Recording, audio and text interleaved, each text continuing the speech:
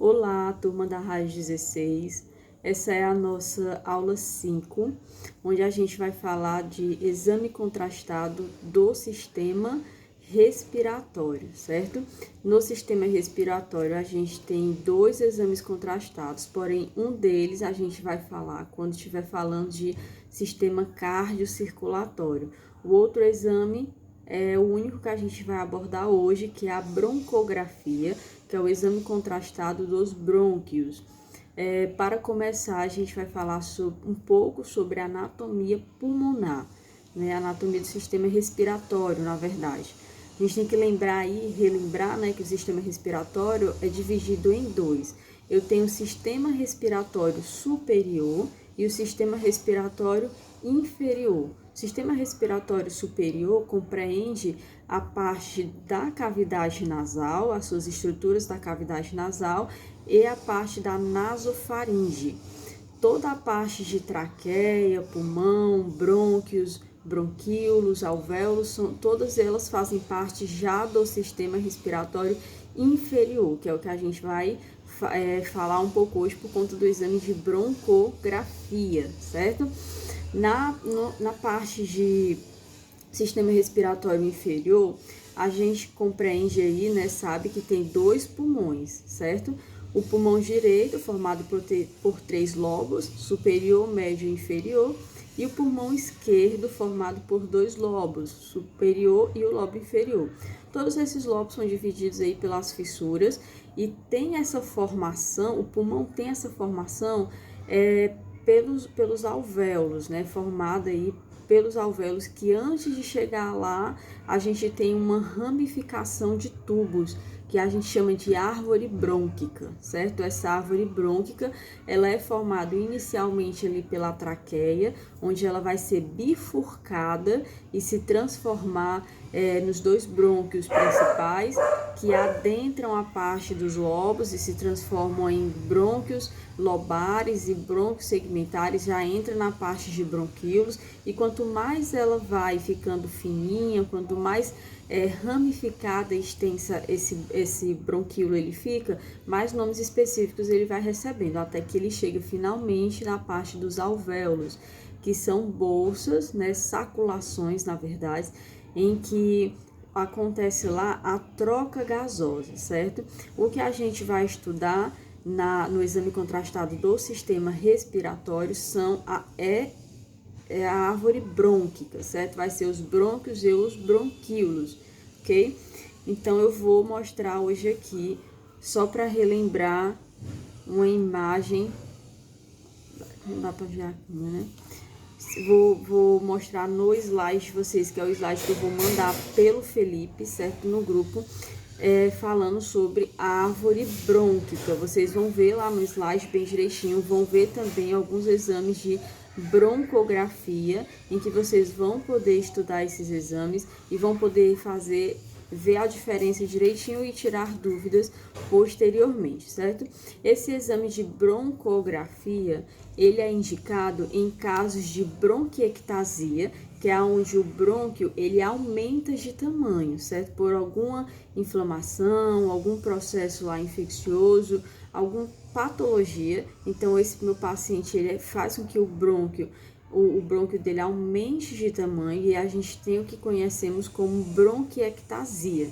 Então, nesse caso, para estudar, né, para saber como que está esse paciente, para saber de onde que veio essa bronquiectasia, a gente faz a broncoscopia.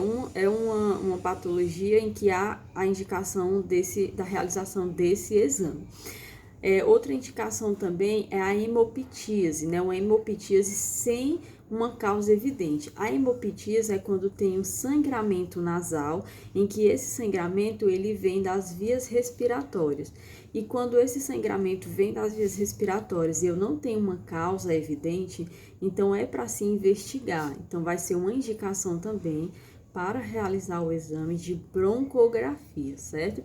Se esse sangramento já tiver uma causa evidente, já saber por que está sangrando, não necessita fazer a broncografia, só faz mesmo se não tiver uma causa evidente no meu paciente. Do nada começa a sangrar e passa um tempo sangrando, então é uma indicação. Também é indicado quando há uma suspeita de tumor broncogênico, quando nasce um tumor na alguma via brônquica, né? Seja nos brônquios ou seja nos bronquíolos. Quando nasce algum tumor, que a gente chama de tumor broncogênico, então também se faz é indicação para se fazer um exame de broncografia. Outra indicação é quando há alguma anomalia da árvore brônquica, certo? O brônquio nasceu com alguma má formação, né? Geralmente, ou nasceu com ausência de algum brônquio, ou com excesso de brônquios, ou com uma má formação mesmo, né? Nasce de uma forma totalmente diferente. Então, é uma indicação para a realização do exame de broncografia, certo? O exame de broncografia também é indicado quando há uma fístula broncopleural. Uma fístula, como eu expliquei até na aula anterior, é quando tem na aula de sistema digestório, é quando tem uma passagem de um órgão para o outro, certo? E essa passagem era uma passagem que não era para existir entre aqueles órgãos. Então, a gente chama essa passagem de fístula.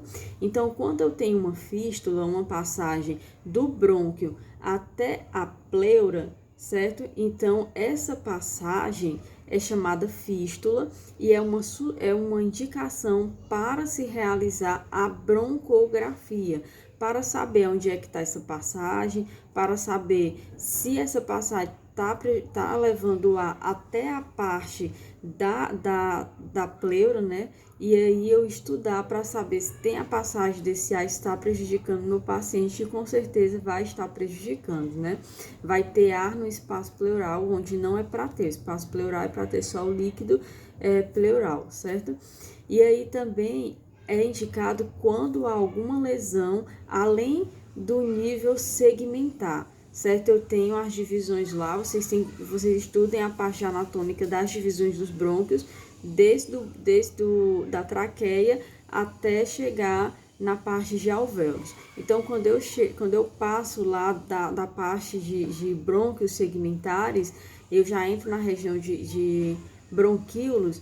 Então, além dessa região, quando eu tenho alguma lesão que a gente vê na radiografia convencional, que são lesões pulmonares, isso já é suspeita para se fazer também, suspeita não, desculpa, isso é indicação para se realizar também o exame de broncografia, certo? A contraindicação para a realização desse exame é quando o paciente ele tem alguma insuficiência respiratória, geralmente o que a gente conhece mais é a asma, né, a asma brônquica, ou alguma insuficiência respiratória que ele tenha, mas não seja a asma. E aí, esse paciente é contraindicado para se realizar o exame de broncografia. Por quê? Eu vou injetar contraste nas vias respiratórias desse meu paciente. Se esse meu paciente já tem dificuldade de respirar, geralmente é porque ao brônquio dele, vou dar um exemplo, o brônquio que tem essa dimensão, né? Não é essa dimensão que eu tô fazendo, é algo fictício. E aí, quando o paciente tem insuficiência respiratória, o brônquio ele tem a diminuir essa passagem. Então, se eu coloco no meu paciente o contraste nessa via que já tem já é diminuta, então ele vai ter mais dificuldade ainda de respirar, certo?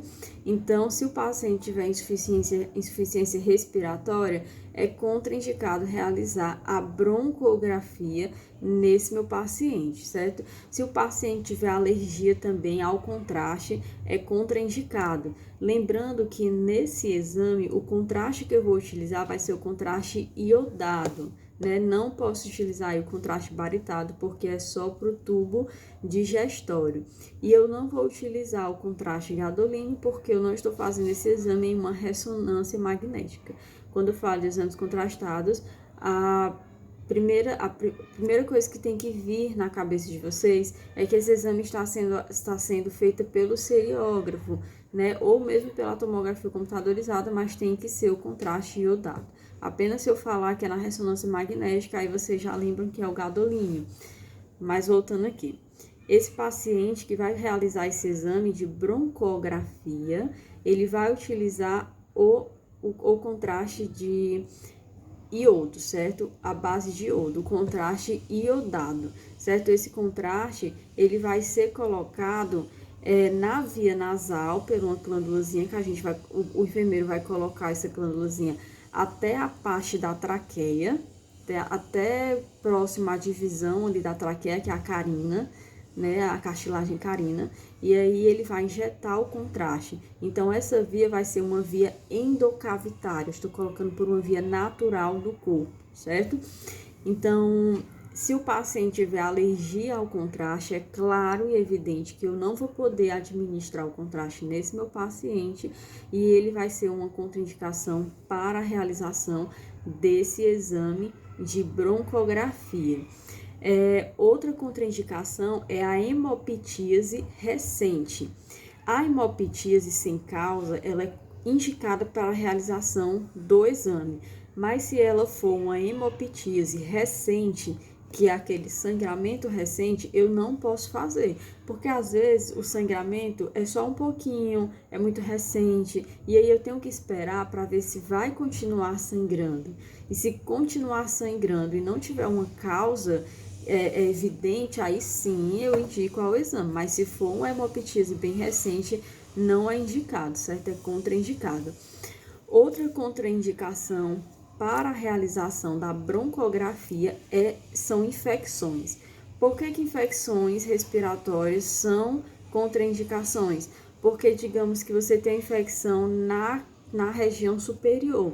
Quando eu coloco o contraste, ou mesmo a glândula, ele vai levar essa infecção mais adentro das vias respiratórias. Se essa infecção for na parte inferior, quando eu injetar o contraste ele vai empurrar, pode empurrar essas células infecciosas mais adentro ainda, mais extensamente para outras regiões que não estavam com essa infecção.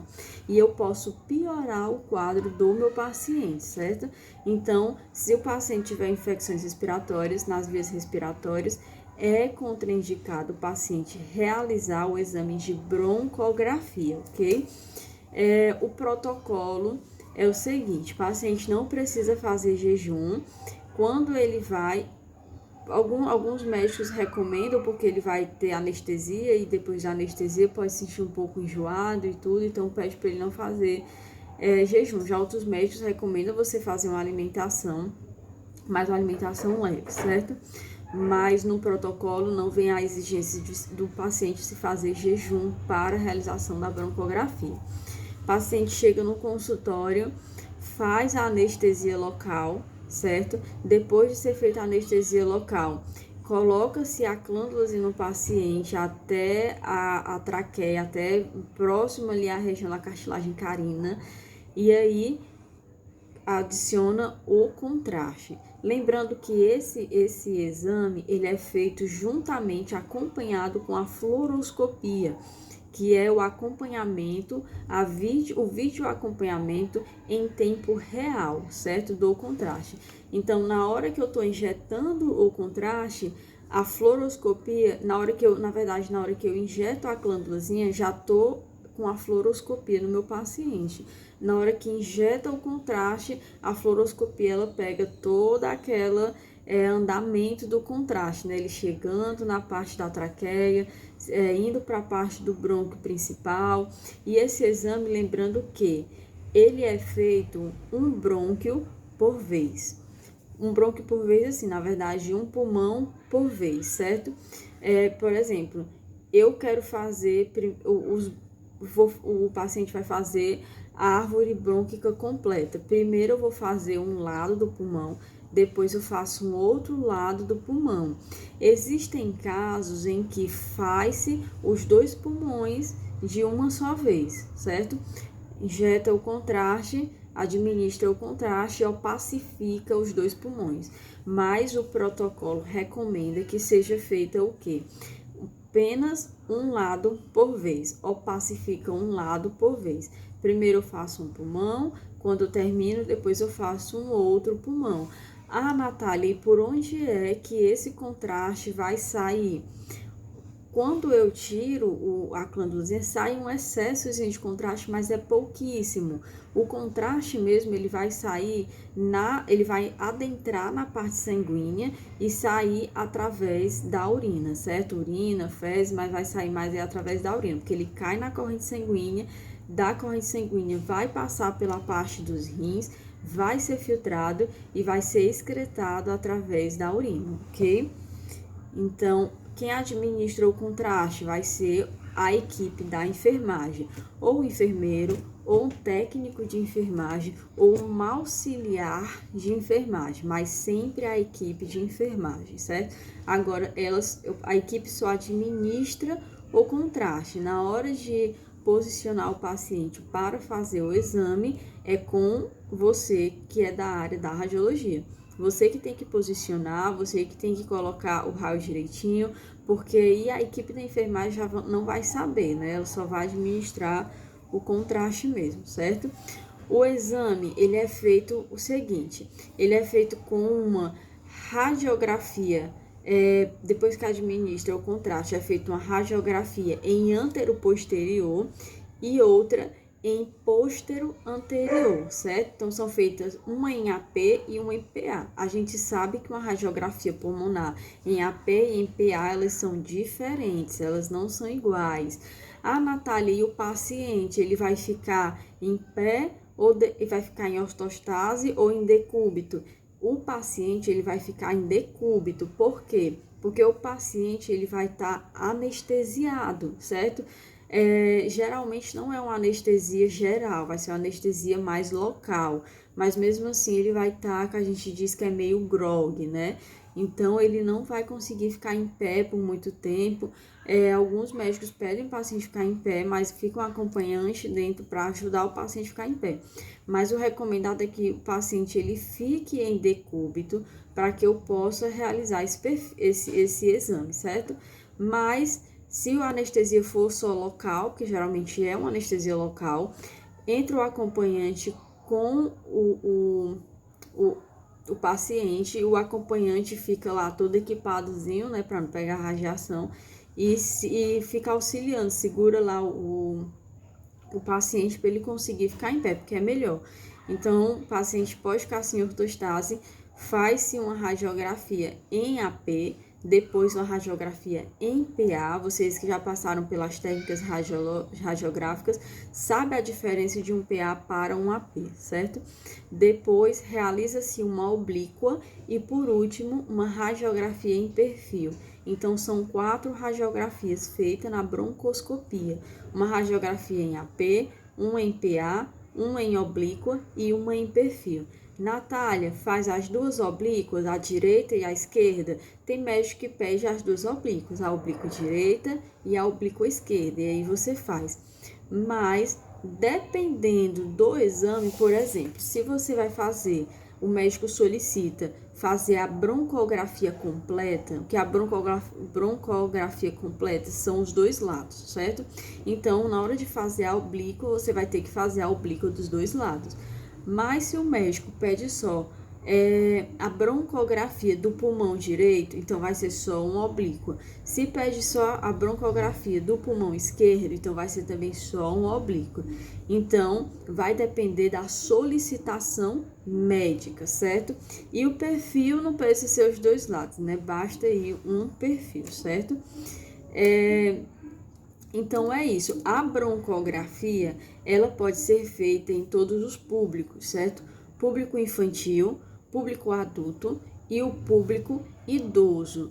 Não é tão recomendado fazer em recém-nascido, certo? Pela a formação e a dificuldade de controle respiratório. Mas pode-se fazer na parte infantil, na parte juvenil, na parte adulta e também no público idoso. Não tem contraindicação para isso. As únicas contraindicações que existem para a não realização desse exame são as contraindicações que eu falei, né? De insuficiência respiratória, alergia, hemoptise recente e infecções, certo? O outro exame contrastado que existe na parte de sistema respiratório vai ser o exame contrastado de angiografia pulmonar, mas a gente vai falar quando a gente estiver na parte de cardiocirculatório, que a gente fala das angiografias, né, que vai depender de cada região do corpo. No momento, a nossa aula de hoje a gente vai falar só sobre broncografia, e aí no slide vocês vão verificar direitinho as imagens, né, dessas broncografias que tem no slide bem direitinho.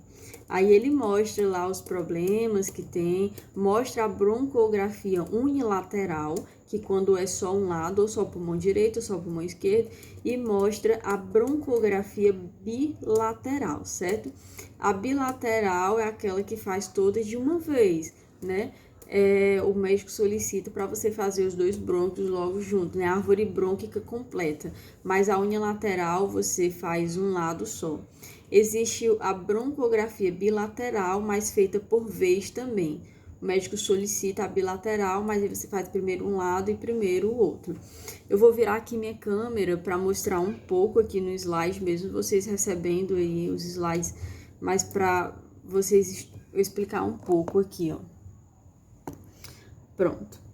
Aqui eu tenho uma broncografia unilateral, certo? É só um lado do pulmão. Aqui também é uma unilateral, são dois pacientes diferentes, certo? Duas patologias diferentes. Eu tenho aí uma bronquiectasia, né? Nesse daqui, não sei se dá para ver, esse daqui é uma bronquiectasia, o aumento dos brônquios, certo? Aqui também eu tenho um quadro de bronquiectasia, mas provavelmente aqui foi algum crescimento de massa que aconteceu nessa parte dos brônquios. Você tá vendo que tá bem aumentado, certo? Muito aumentado.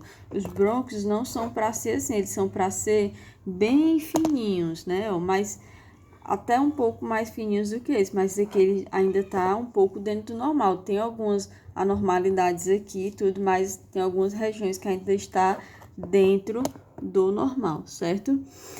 Deixa eu ver outra aqui, ó. Outra aqui, quadros de bronquiectasia também, certo? Aqui é o mesmo paciente, só que é bilateral, mas fez-se primeiro um exame, deixa eu mostrar aqui. Deixa eu mostrar, pronto. Ó, fez primeiro um lado do pulmão, depois fez-se o outro lado do pulmão. Não fez os dois de uma vez, certo? Ó, deixa eu colocar aqui. Fez primeiro um lado, depois fez-se o outro lado, mas é o mesmo paciente. Aqui são pacientes diferentes, mas aqui são o mesmo. É uma broncografia bilateral, mas feitas por partes, ok? Aqui, ó, é uma broncografia bilateral, só que é feita num exame só. Colocou o contraste e preencheu logo os dois lados do pulmão. Nesse daqui, ele preencheu mais, ó, a parte inferior dos pulmões, certo? A gente tem bronquiectasia aqui também, mas a parte superior dos pulmões, você vê que não tá preenchida. Às vezes, o que acontece? O médico só quer olhar a parte inferior, aí coloca a clandosina e direciona o contraste para a parte inferior. E como é que sabe? Sabe pela fluoroscopia, o acompanhamento em tempo real. Mas quando quer tudo, dá sim para pegar toda a árvore brônquica, como a gente fez aqui, ó. Certo? Pega a parte superior, média, inferior. Aqui não, a gente só tá pegando a parte inferior do paciente, aqui é a parte média, mas não tem a parte superior. É porque o paciente não tem? Não. Ou é porque tem algum entupimento nessas vias aqui que empata do contraste entrar, ou porque o médico só solicitou a parte inferior. Eu teria que ver o exame do paciente. Aqui eu também tenho uma bilateral, mas se vocês prestarem atenção, nessa imagem ela tá meio rotacionada. Aqui eu tenho AP e aqui eu tenho um exame oblíquo, o paciente tá obliquado.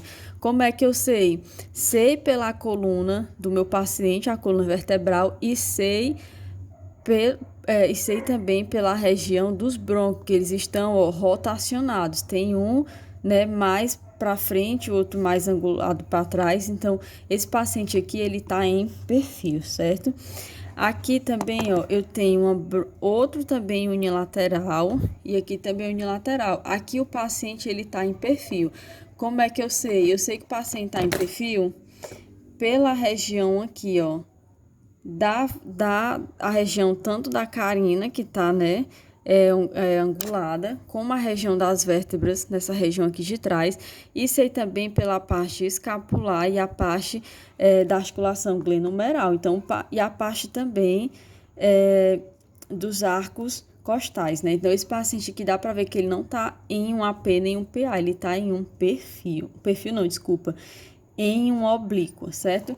Essa daqui também, o paciente, ele tá um pouco obliquado, consigo ver por essa região aqui, ok? Ó, essa região aqui da traqueia, se bifurca assim na carina e você vê que ela não tá em antero-posterior nem posterior-anterior, ela tá meio rotacionada, né? Então, o paciente tá em um oblíquo. Vocês têm que prestar atenção em tudo isso. Aqui o paciente, ó, já tá de frente, certo? Aqui são duas bronquiectasias. Aqui é uma bronquiectasia varicosas, que ela fica como se fossem umas varizes, assim, ela é uma bronquiectasia reta. E aqui é uma bronquiectasia sacular. É um aumento do brônquio, só que em sacos, parece uns sacozinhos, ou umas saculações, certo? São duas bronquiectasias, mas de formatos diferentes, porque ambos são o aumento da via brônquica, certo? Só que um é reta e o outro parece uma bolinha, né? Que a gente chama de sacular. E aqui é o questionáriozinho que vocês vão fazer.